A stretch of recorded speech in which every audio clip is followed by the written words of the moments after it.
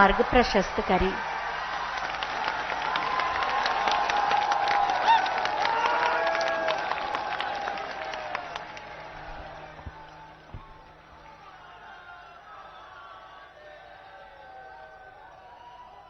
हर हर महादेव।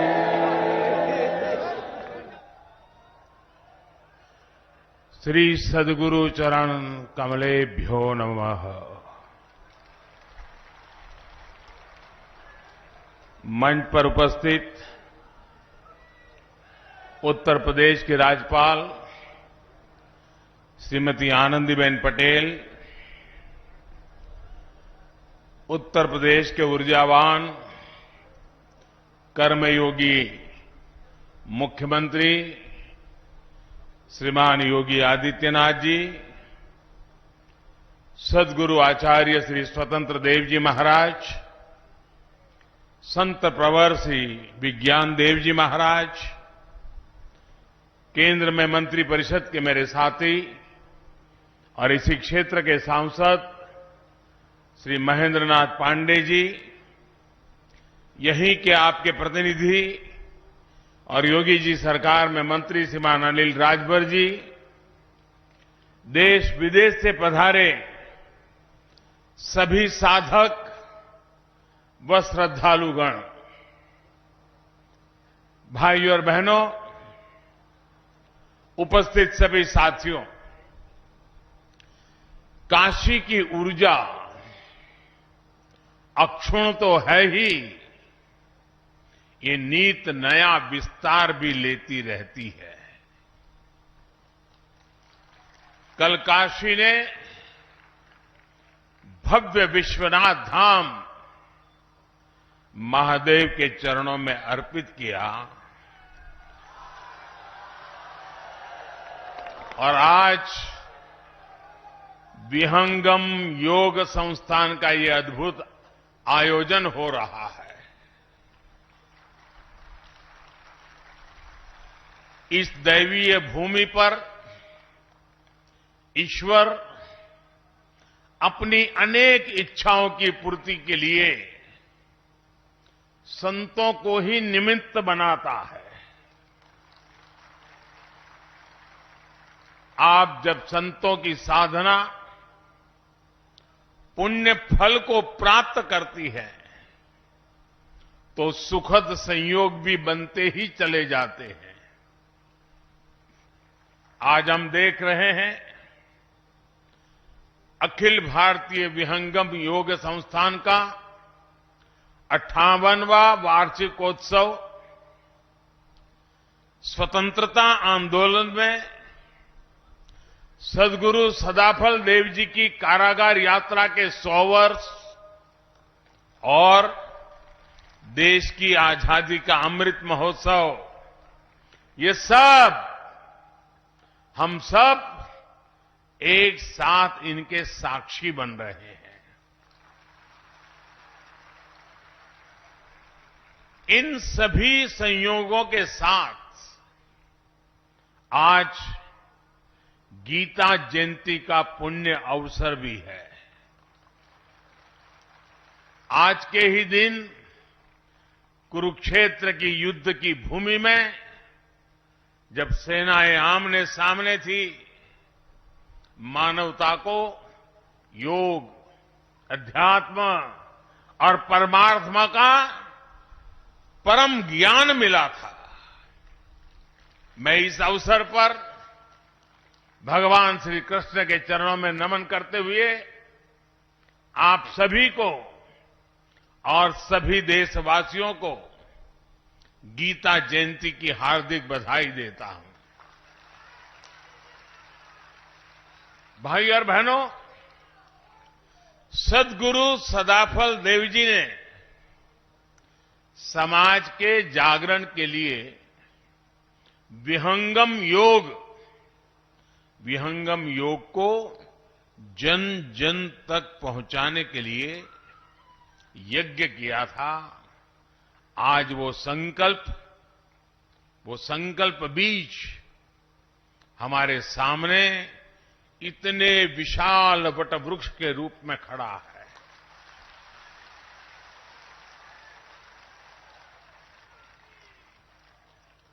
आज 5101 यज्ञ कुंडों के विश्व शांति वैदिक महायज्ञ के रूप में इतने बड़े सहयोगासन प्रशिक्षण शिविर के रूप में, इतने सेवा प्रकल्पों के रूप में और लाखों लाख साधकों के इस विशाल परिवार के रूप में हम उस संत संकल्प की सिद्धि को अनुभव कर रहे हैं। मैं सद्गुरु सदाफल देव जी को नमन करता हूं, उनकी आध्यात्मिक उपस्थिति को प्रणाम करता हूं। मैं स्वतंत्र देव जी महाराज और विज्ञान देव जी महाराज का भी आभार व्यक्त करता हूं, जो इस परंपरा को जीवंत बनाए हुए हैं, नया विस्तार दे रहे हैं और आज एक भव्य आध्यात्मिक भूमि का निर्माण हो रहा है। मुझे उसके दर्शन करने का अवसर मिला। जब ये पूर्ण हो जाएगा तो न सिर्फ काशी के लिए लेकिन हिंदुस्तान के लिए एक बहुत बड़ा नजराना बन जाएगा।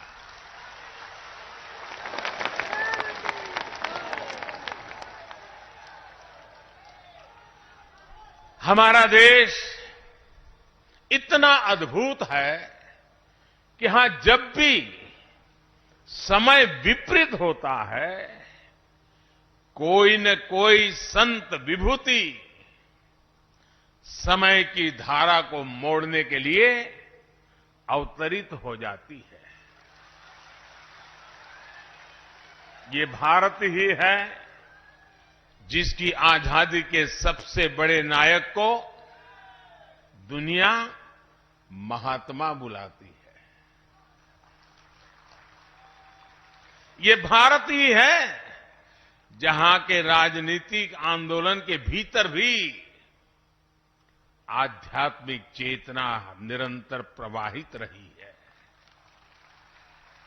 और ये भारत ही है जहां साधकों की संस्था अपने वार्षिकोत्सव को आजादी के अमृत महोत्सव के रूप में मना रही है।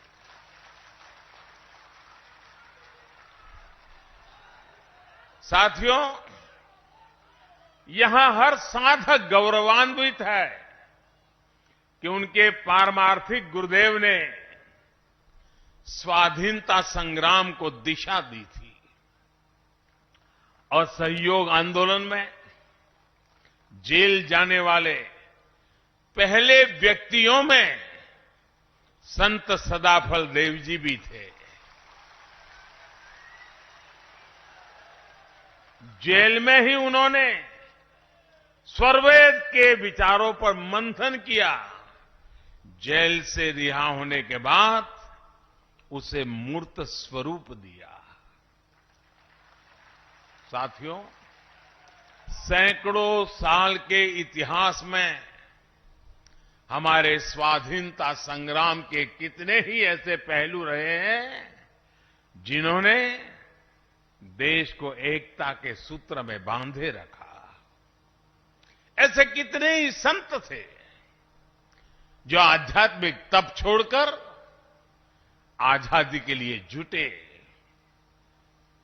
हमारे स्वाधीनता संग्राम की ये आध्यात्मिक धारा इतिहास में वैसे दर्ज नहीं की गई जैसे की जानी चाहिए थी। आज जब हम आजादी का अमृत महोत्सव मना रहे हैं तो इस धारा को सामने लाना हमारा दायित्व है। इसलिए आज देश आजादी की लड़ाई में अपने गुरुओं, संतों और तपस्वियों के योगदान को स्मरण कर रहा है। नई पीढ़ी को उनके योगदान से परिचित करा रहा है। मुझे खुशी है कि विहंगम योग संस्थान भी इसमें सक्रिय भूमिका निभा रहा है। साथियों, भविष्य के भारत को सुदृढ़ करने के लिए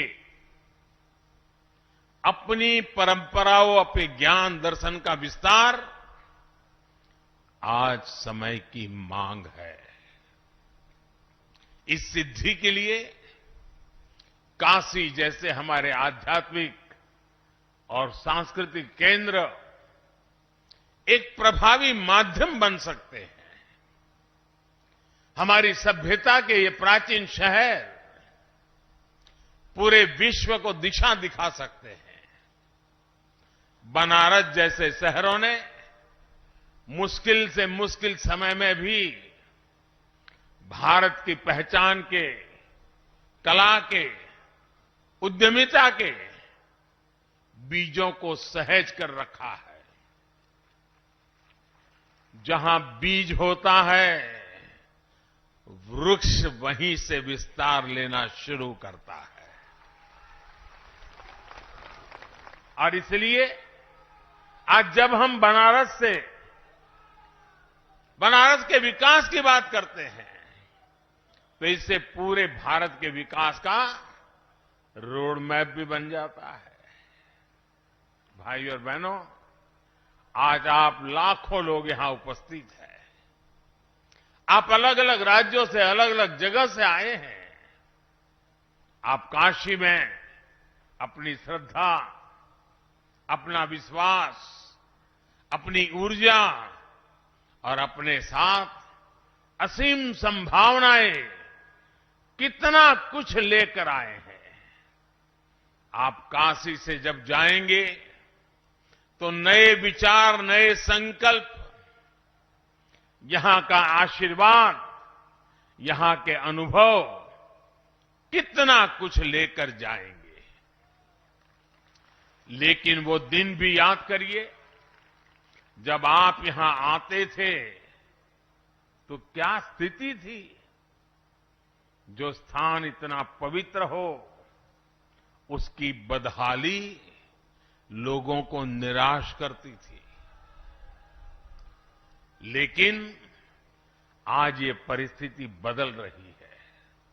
आज जब देश विदेश से लोग आते हैं तो एयरपोर्ट से निकलते ही उन्हें सब बदला बदला लगता है।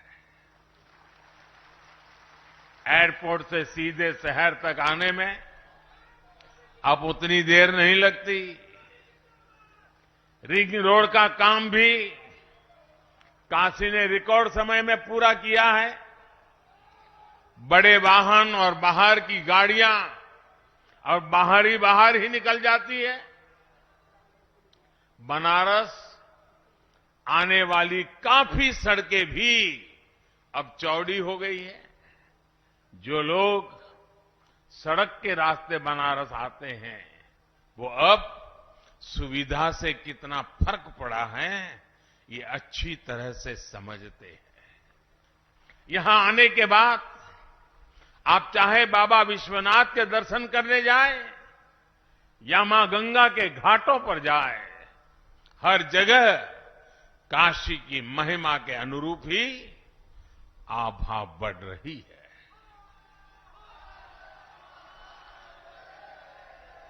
काशी में बिजली के तारों के जंजाल को अंडरग्राउंड करने का काम जारी है। लाखों लीटर सीवेज का ट्रीटमेंट भी हो रहा है। इस विकास का लाभ यहां आस्था और पर्यटन के साथ साथ यहां की कला संस्कृतियों को भी मिल रहा है।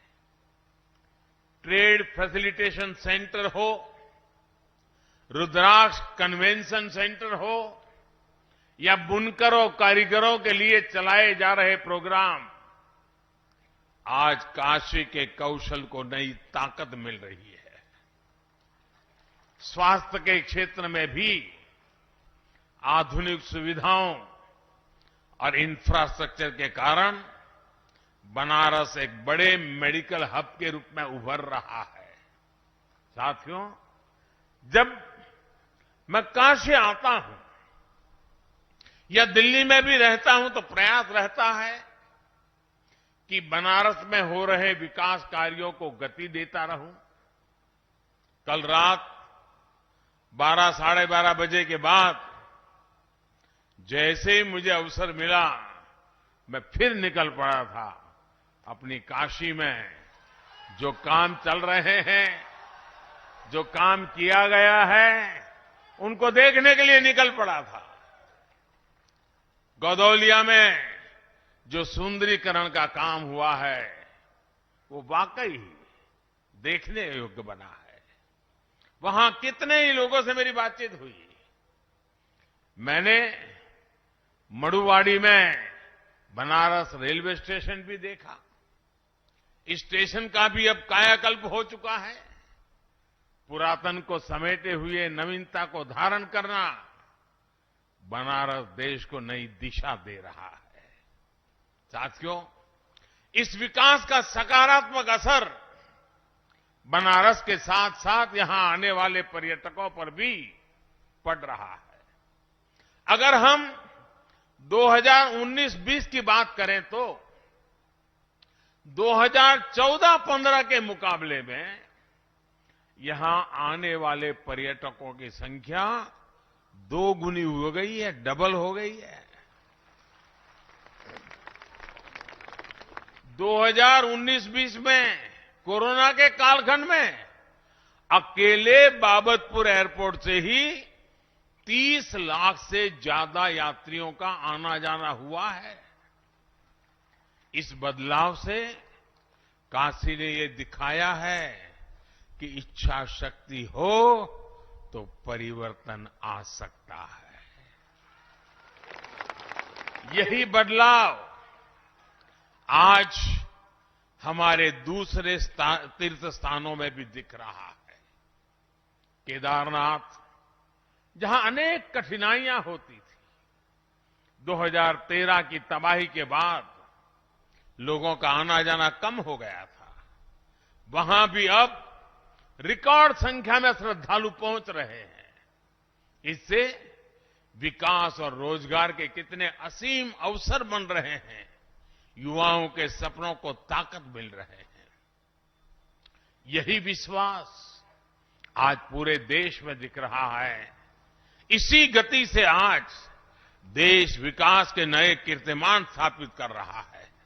साथियों, सदगुरु सदाफल जी ने स्ववेर्त में कहा है, दया करे सब जीव पर, नीच ऊंच नहीं जान, देखे अंतर आत्मा, त्याग देह अभिमान।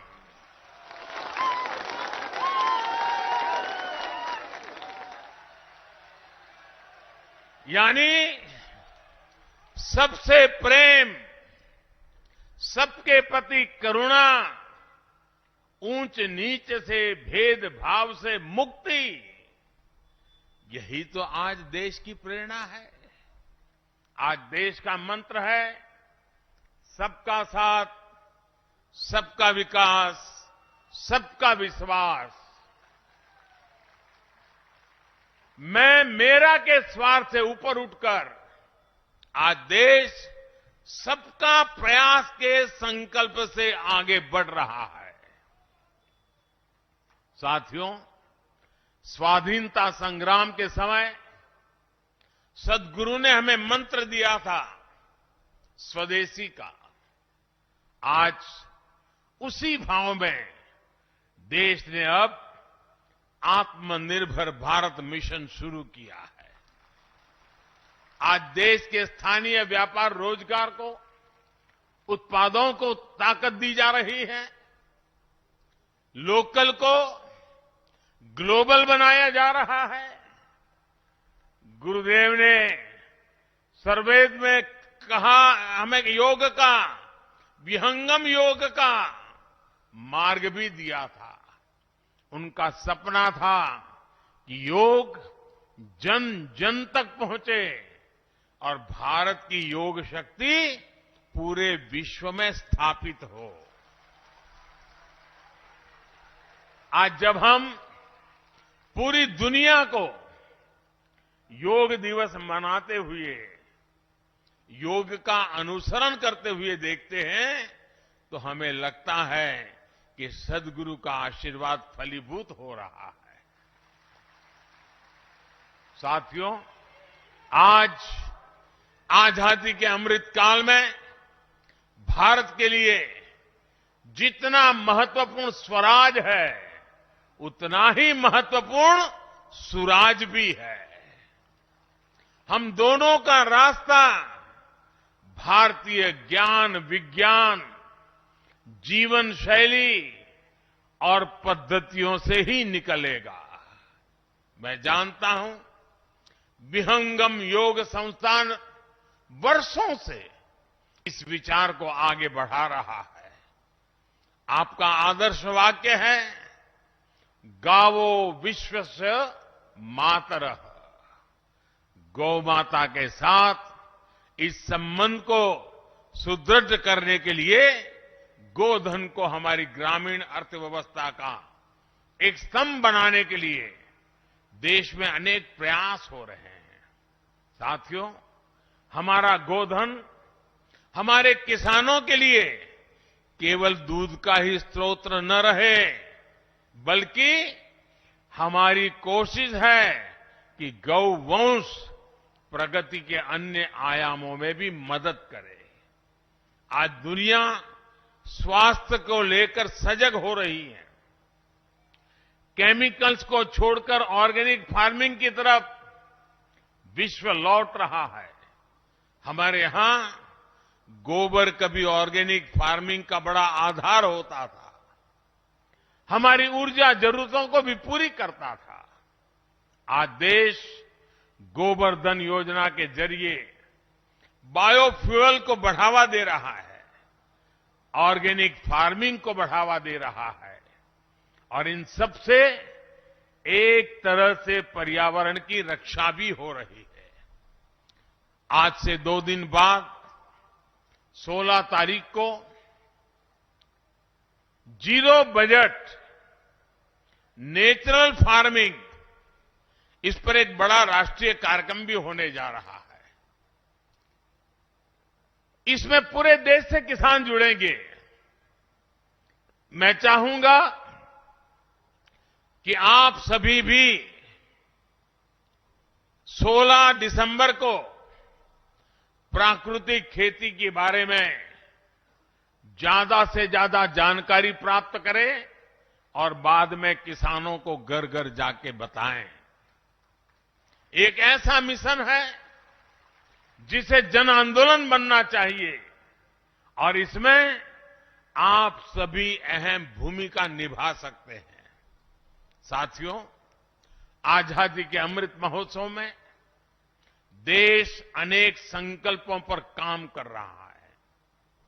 विहंगम योग संस्थान सद्गुरु सदाफल देव जी के निर्देशों का पालन करते हुए लंबे समय से समाज कल्याण के कितने ही अभियान चला रहा है। आज से 2 साल बाद आप सभी साधक यहां 100वें अधिवेशन के लिए एकत्रित होंगे। 2 साल का ये बहुत उत्तम समय है। इसे ध्यान में रखकर मैं आज आप सभी से कुछ संकल्प लेने का आग्रह करना चाहता हूं। ये संकल्प ऐसे होने चाहिए जिसमें सद्गुरु के संकल्पों की सिद्धि हो और जिसमें देश के मनोरथ भी शामिल हो। ये ऐसे संकल्प हो सकते हैं जिन्हें अगले 2 साल में गति दी जाए, मिलकर के पूरा किया जाए। जैसे एक संकल्प हो और हो सकता है हमें बेटी को पढ़ाना है, हमें हमारी बेटियों को स्किल डेवलपमेंट के लिए भी तैयार करना है। अपने परिवार के साथ साथ जो लोग समाज में जिम्मेदारी उठा सकते हैं, वो 1-2 गरीब बेटियों के स्किल डेवलपमेंट की जिम्मेदारी उठाएं। एक और संकल्प हो सकता है, पानी बचाने के लिए हमें अपनी नदियों को, गंगा जी को, सभी जल स्रोतों को स्वच्छ रखना है। इसके लिए भी आपसे संस्थान द्वारा नए अभियान शुरू किए जा सकते हैं। जैसा मैंने पहले भी बताया, देश आज प्राकृतिक खेती पर बल दे रहा है। इसके लिए लाखों लाख किसान भाई बहनों को प्रेरित करने में भी आप सब बहुत बड़ी मदद कर सकते हैं। हमें अपने आसपास सफाई स्वच्छता का भी विशेष ध्यान देना है। किसी भी सार्वजनिक जगह पर गंदगी न फैले, ये ध्यान रखना है। परमात्मा के नाम से आपको कोई न कोई सेवा का ऐसा कार्य भी जरूर करना है जिसका लाभ पूरे समाज को हो। मुझे विश्वास है इस पवित्र अवसर पर संतों के आशीर्वाद से ये संकल्प जरूर पूरे होंगे और नए भारत के सपनों को पूरा करने में सहयोग देंगे। इसी विश्वास के साथ आप सभी का बहुत बहुत धन्यवाद। पूज्य स्वामी जी का मैं आभारी हूं कि इस महत्वपूर्ण पवित्र अवसर पर मुझे भी आप सबके बीच आने का अवसर मिला, इस पवित्र स्थान का दर्शन करने का अवसर मिला। मैं फिर एक बार सबका आभार व्यक्त करता हूं। हर हर महादेव। बहुत बहुत धन्यवाद।